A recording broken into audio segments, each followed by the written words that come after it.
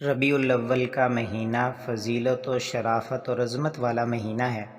جس کا تقاضا یہ ہے کہ اس مہینے کی تعظیم و تکریم اور احترام کیا جائے۔ اس کا طریقہ یہ ہے کہ نبی کریم صلی اللہ علیہ وسلم کی ہر عمل میں اتباع کا اہتمام کیا جائے،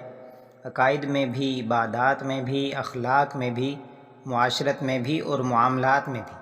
یعنی اپنے عقائد کی اصلاح کی جائے، شرک و بدعات سے بچا جائے، ہر قسم کے صغیرہ اور کبیرہ گناہوں سے پرہیز کیا جائے، نماز وغیرہ کی پابندی کی جائے اور اپنی معاشرت کو اسلامی تقاضوں کے مطابق ڈھالا جائے،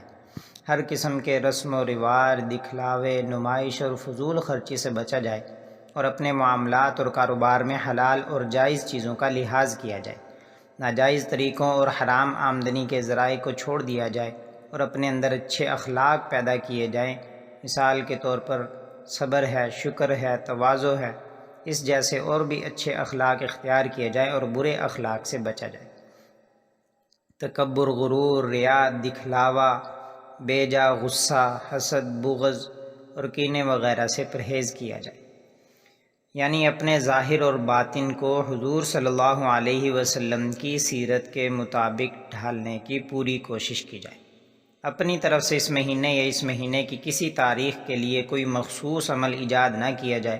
اور آئندہ کے لیے نیک اعمال کو بجا لانے کا پختہ عزم اور عہد کیا جائے اور گناہوں سے سچی اور پکی توبہ کی جائے۔ خاص طور پر حضور صلی اللہ علیہ وسلم کے تمام حقوق بجا لائے جائیں، جن کا خلاصہ ہم پچھلی ویڈیو میں ذکر کر چکے ہیں۔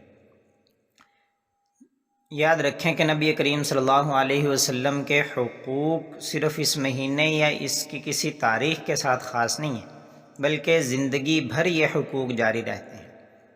یہی اس مہینے کی عظمت اور فضیلت کو حاصل کرنے کا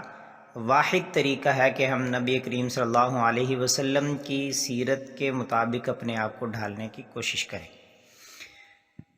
شریعت کی طرف سے اس مہینے یا اس کی کسی مخصوص تاریخ کے لیے کوئی خاص عمل مقرر نہیں کیا گیا، کیونکہ کسی ایک آدھ عمل کے کر لینے سے آپ صلی اللہ علیہ وسلم کی ولادت باسعادت کے مقصود کو حاصل کرنا ممکن نہیں۔ تو اس لیے ہمیں تمام اچھے اعمال کو بجا لانے کی کوشش کرنی چاہیے، اور اگر ان مذکورہ اعمال کی پابندی کرنے کی توفیق نہ ہو سکے تو کم از کم درجہ یہ ہے کہ اس مہینے میں خصوصیت کے ساتھ گناہوں سے بچا جائے۔ دعا ہے کہ اللہ تعالی ہمیں اس مہینے کی عظمت اور برکات حاصل کرنے کی توفیق عطا فرمائے۔